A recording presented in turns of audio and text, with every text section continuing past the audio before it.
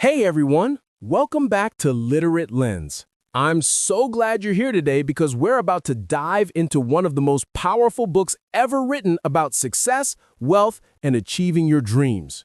If you're new here, hit that subscribe button right now because we break down life-changing books into powerful lessons that you can actually use in your life.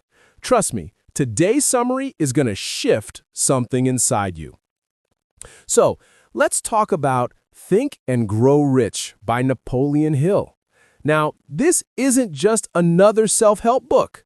This is the result of 20 years of research, 20 years of interviewing the most successful people in America, people like Andrew Carnegie, Henry Ford, Thomas Edison, legends who built empires from nothing. And Napoleon Hill was given one mission: figure out the secret formula to success and share it with the world. Imagine being a young man sitting across from one of the richest men in the world, and he tells you, I'm going to give you the keys to success, but you'll have to work for it. You'll have to spend years researching, interviewing hundreds of successful people, and you won't get paid a single dollar for it. Most people would say no, right?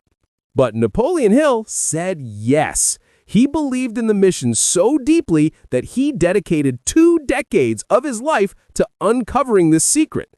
And here's the thing, the secret isn't really a secret at all. It's hidden in plain sight throughout the entire book. Hill says that if you're ready to receive it, you'll recognize it at least once in every chapter. Some people will see it immediately. Others might need to read the book multiple times. But once you get it, once it clicks, your life will never be the same. Let me tell you where this all begins. It starts with something so simple yet so powerful that most people completely overlook it. It starts with desire, not just wanting something, but burning desire. There's a massive difference between wishing for something and deciding that you will have it, no matter what. Hill tells this incredible story about a young man named Edwin Barnes. Now, Edwin didn't have money, didn't have connections, didn't have a fancy education, but he had this burning desire to work with Thomas Edison, one of the greatest inventors of all time. He didn't want to work for Edison, he wanted to work with him as a partner. So what did Edwin do? He hopped on a freight train because he couldn't even afford a regular ticket, showed up at Edison's lab, and basically said, I'm here to work with you. Now, Edison looked at this guy, saw someone who looked pretty rough, pretty broke, and most people would have laughed him out of the room. But Edison saw something different. He saw the intensity in his eyes. He saw that burning desire. Edison didn't give him a partnership right away. He gave him a job as a regular worker doing basic tasks. And here's where most people would have quit. They would have said, this isn't what I wanted. I'm leaving. But Edwin Barnes didn't see it that way. He saw opportunity everywhere. He stayed focused on his burning desire, and he waited for his chance. That chance came when Edison invented a new machine, a dictating device, and his sales team was struggling to sell it. Nobody believed in it. But Edwin Barnes did believe it. He saw the opportunity, and he pitched Edison, let me sell this machine. I know I can do it. Edison gave him the shot, and Edwin became so successful at selling it that he eventually became Edison's business partner, exactly as he had desired from the beginning. That's the power of burning desire. It's not about wishing. It's not about hoping. It's about making a decision so definite, so clear, that your entire being aligns with it. You become obsessed in the healthiest way possible. You see opportunities where others see obstacles. But desire alone isn't enough. Hill talks about the second step, and this is where it gets really interesting. It's called faith. Now, when Hill talks about faith, he's not necessarily talking about religious faith. He's talking about absolute belief in yourself and your ability to achieve what you desire. Here's the thing that blew my mind. Hill says that faith is actually a state of mind that you can develop. It's not something you're born with. You can literally train your mind to believe in yourself, to expect success, to know that you're going to make it. And the way you do this is through something called autosuggestion. Think about it like this. Your subconscious mind is like the most powerful computer in the world, but it doesn't judge what you feed it. If you constantly tell yourself you're not good enough, you're too young, you don't have the resources, you'll fail, guess what? Your subconscious accepts that as truth and makes it your reality. But if you feed it positive affirmations, if you visualize yourself succeeding, if you repeat your goals with emotion and conviction, your subconscious will work day and night to make that your reality instead. Hill shares this powerful example. He talks about how successful people write down their goals, read them out loud twice a day, once in the morning and once at night. And they visualize themselves already having achieved those goals. They feel the emotions of success before success even arrives. This isn't woo-woo stuff. This is about programming your mind for success. I want you to think about your own life for a second. How much time do you spend doubting yourself versus believing in yourself? How often you replay your failures versus visualizing your success? The truth is, most of us are our own worst enemies. We sabotage ourselves with negative self-talk before anyone else even gets a chance to discourage us. But here's where it gets even more practical. Hill introduces this concept of specialized knowledge. A lot of people think that general knowledge makes you successful. They think that memorizing facts or getting good grades automatically leads to wealth. But Hill argues that it's specialized knowledge, knowledge that you can actually use and apply, that creates wealth. And here's the beautiful part. You don't even need to have all the knowledge yourself. You just need to know where to find it and how to organize it. Hill talks about how Henry Ford, one of the richest men in his time, was once questioned in court and basically made to look uneducated. They asked him questions about history and general knowledge, and he couldn't answer most of them. But Ford said something brilliant. He said, "Why would I clutter my mind with general knowledge when I have a row of buttons on my desk and I can call experts who have that specialized knowledge anytime I need it?"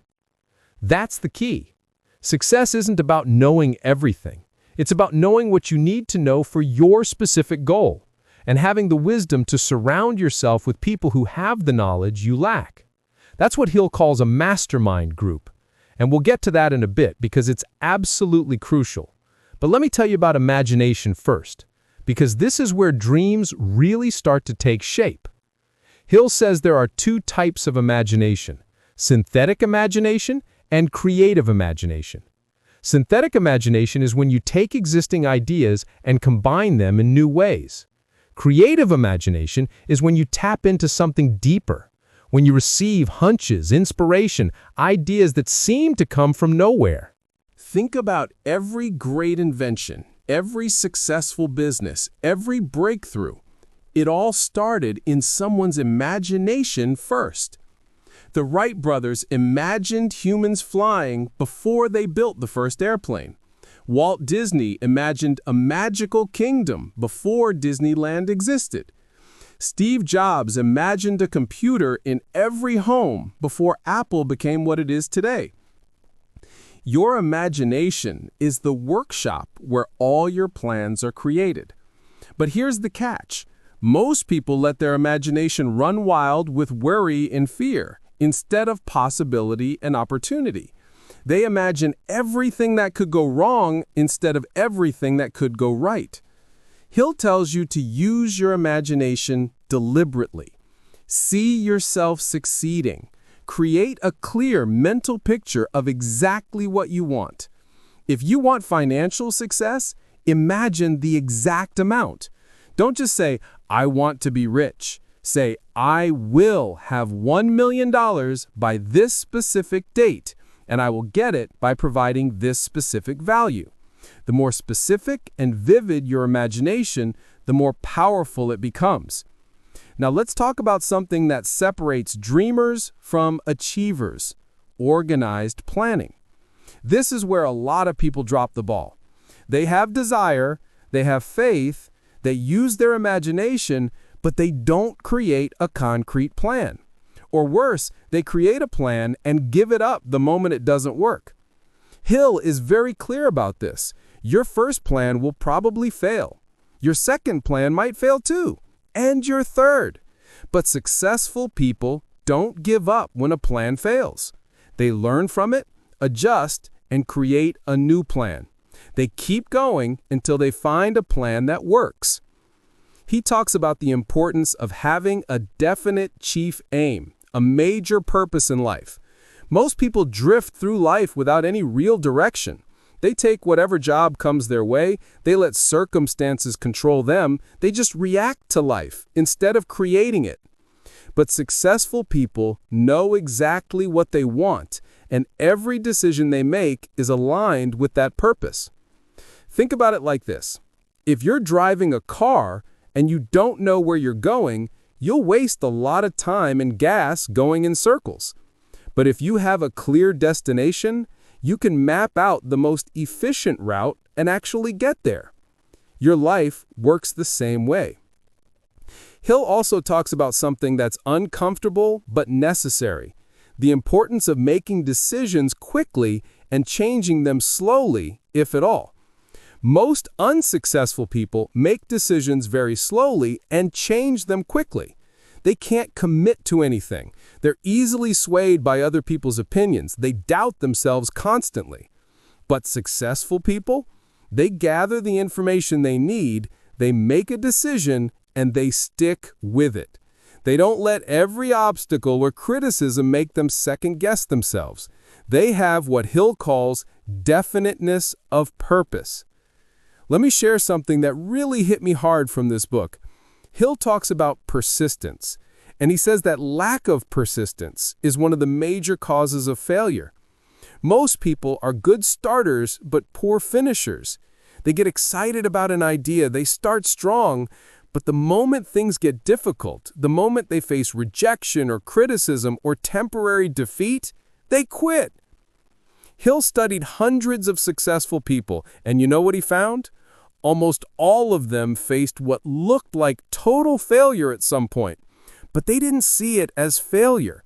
They saw it as temporary defeat, as a learning experience, as a stepping stone.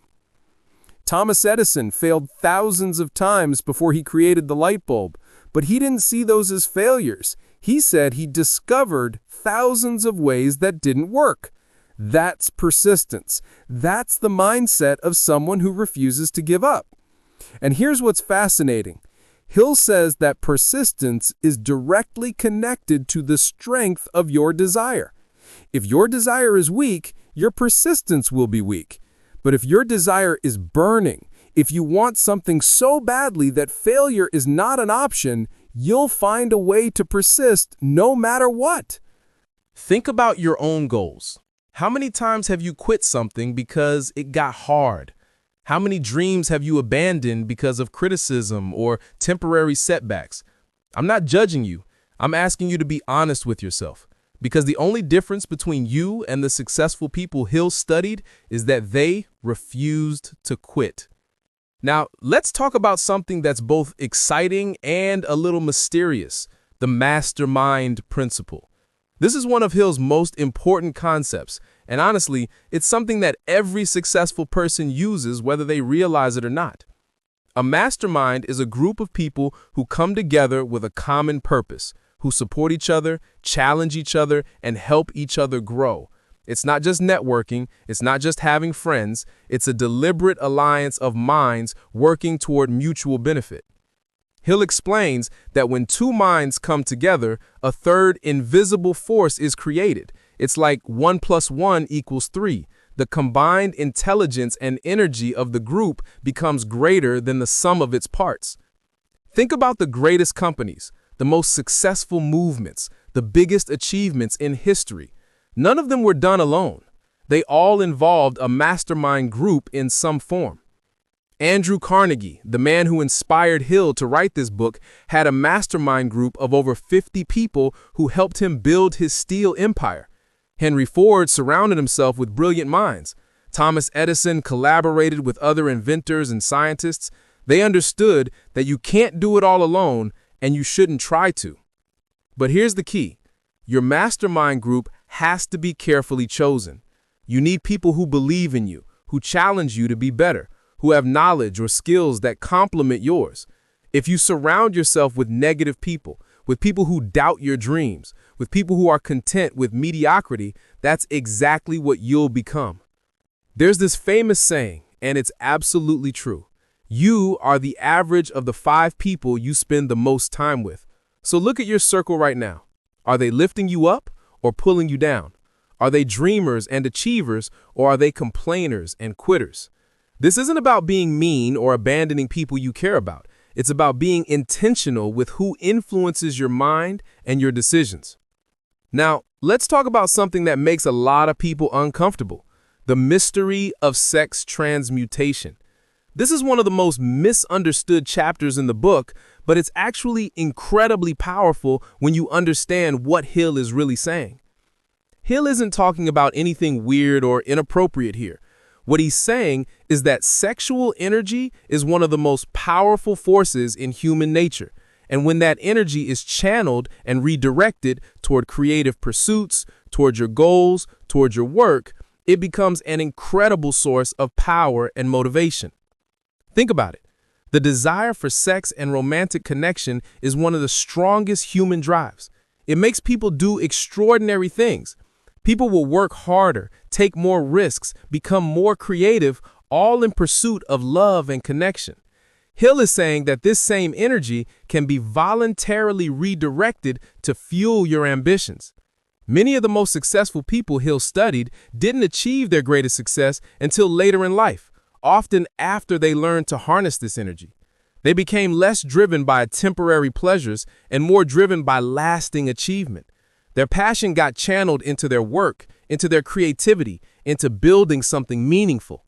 This doesn't mean you have to be celibate or suppress your natural desires. It means being aware of this powerful energy and using it wisely. It means not letting it distract you from your goals, but instead letting it fuel your drive to succeed. Let me talk about something that's really relevant in today's world: the power of the subconscious mind. Hill explains that your subconscious mind is constantly working, even when you're sleeping. It's processing information, making connections, coming up with solutions. But here's the thing: it's also constantly being influenced by what you feed it. If you feed it worry, fear, doubt, and negative thoughts, it will work to make those things your reality. But if you feed it your goals, your affirmations, your visualizations, your positive expectations, it will work day and night to help you achieve them. Hill talks about how the most successful people develop the habit of feeding their subconscious mind with positivity right before sleep. They review their goals, they visualize success, they affirm their beliefs. Why? Because the subconscious mind is most receptive right before you fall asleep and right when you wake up. This is why people who constantly worry before bed often wake up feeling anxious. Their subconscious worked all night processing those worries. But people who fall asleep thinking about their goals and possibilities wake up feeling motivated and inspired, often with new ideas and solutions. Your subconscious mind is your most powerful ally, but only if you learn to direct it properly. It's not magic, it's not supernatural, it's just understanding how your mind works and using that knowledge to your advantage. Now, here's something that might surprise you. Hill dedicates an entire section to talking about the 6 ghosts of fear. These are the fears that hold most people back from achieving success, and I guarantee at least one of these resonates with you. The 6 fears are fear of poverty, fear of criticism, fear of ill health, fear of loss of love, fear of old age, and fear of death. These fears are incredibly powerful because they operate in the background of your mind, influencing your decisions without you even realizing it. Fear of poverty makes people settle for jobs they hate, makes them too scared to take risks, makes them hoard money instead of investing in themselves or their dreams. Fear of criticism stops people from putting themselves out there, from sharing their ideas, from being authentic. They care so much about what others think that they never truly live. Fear of ill health makes people worry constantly, become hypochondriacs, stress themselves into actual sickness. Fear of loss of love makes people stay in toxic relationships or compromise their dreams for others. Fear of old age makes people feel like it's too late to start something new. And fear of death, well, that one keeps people from truly living at all. Hill's message is clear.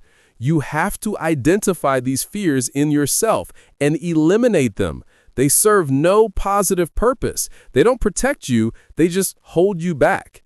And the way you eliminate them is by replacing them with faith, with desire, with definite purpose. I want to pause here for a second because this is important. If you're watching this and you're feeling called out, if you're recognizing these fears in yourself, that's actually a good thing. Awareness is the first step to change. You can't fix a problem you don't know exists. Let me tell you about something Hill calls the 13th step, or the sixth sense. This is the most mystical part of the book, and Hill himself admits it's hard to explain. He's talking about intuition, about gut feelings, about those moments when you just know something without knowing how you know it. He says that as you apply all these principles, as you develop your mind and your faith and your persistence, you start to tap into something deeper. You start to receive insights and ideas that seem to come from a higher source. Some people call it intuition. Some call it divine guidance. Some call it the universe speaking. Whatever you call it, Hill says it's real and it's accessible to anyone who prepares their mind properly. I think we've all experienced this at some level. You think about someone and they suddenly call. You get a strong feeling not to do something, and later you find out it would have been a disaster. You get a random idea that turns into your biggest success. That's the sixth sense at work. The key is learning to trust it. Most people ignore their intuition because they can't explain it logically. But Hill argues that some of the greatest decisions come from this deeper wisdom, not from rational analysis. Now, let's bring this all together because I know this is a lot of information. The central message of Think and Grow Rich isn't really about money. It's about understanding that you have incredible power within you. Power to create the life you want, power to overcome obstacles, power to achieve things that seem impossible right now. Hill's formula is actually quite simple, even though applying it takes work. Decide exactly what you want. Develop burning desire for it. Create a definite plan. Take consistent action. Never quit until you get it. Surround yourself with supportive people. Feed your mind with positivity. Trust in yourself and your abilities. That's it. That's the secret. It's not complicated, but it's not easy either, because it requires you to take full responsibility for your life. It requires you to stop making excuses. It requires you to stop blaming circumstances or other people. It requires you to commit fully, even when it's scary, even when it's uncertain. I think the most powerful thing Hill teaches us is that success is not an accident. It's not luck. It's not about being born into the right family or having the right connections. Those things might help, but they're not necessary. What's necessary is having a burning desire, making a definite plan, and persisting until you succeed. Think about Edwin Barnes again, the guy who hopped a freight train with nothing but desire. He ended up as Thomas Edison's business partner. Or think about all the people Hill studied who came from poverty, who had no education, who faced rejection and failure over and over again, but still succeeded because they refused to quit. The question isn't whether you can succeed. The question is, do you want it badly enough to do what it takes? Are you willing to develop faith in yourself? Are you willing to persist through temporary defeat? Are you willing to take control of your mind and your thoughts? Because here's the truth that Hill wants you to understand. Your current circumstances don't determine your future. Your thoughts, your beliefs, your decisions, those are what determine your future. You might be broke right now. You might feel stuck. You might think you're too young or too old or not smart enough. But all of that is just current reality. And current reality can change. The moment you decide what you want, the moment you develop burning desire for it, the moment you start feeding your mind with faith instead of fear, that's the moment everything starts to shift. Opportunities you couldn't see before suddenly become visible. Ideas start flowing. The right people start showing up. not because of magic, but because you've aligned your mind with your goals. I want to leave you with this thought. 20 years. That's how long Napoleon Hill spent researching this book. 20 years of interviewing the most successful people in the world, studying their habits, their beliefs, their strategies. And he condensed all of that wisdom into these principles. This isn't theory, this isn't speculation. This is the distilled wisdom of hundreds of successful people who actually did it.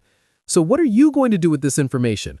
Are you going to close this video and go back to your old habits, your old thoughts, your old excuses? Or are you going to apply at least one principle from this book today? Maybe you're going to write down your definite chief aim. Maybe you're going to create your first mastermind group. Maybe you're going to start feeding your subconscious mind with positive affirmations before bed. Whatever it is, do something. Because knowledge without action is useless. Hill didn't spend 20 years researching so you could just nod along and forget about it. He did it so you could transform your life. Before I close, I want to remind you to subscribe to Literate Lens if you haven't already.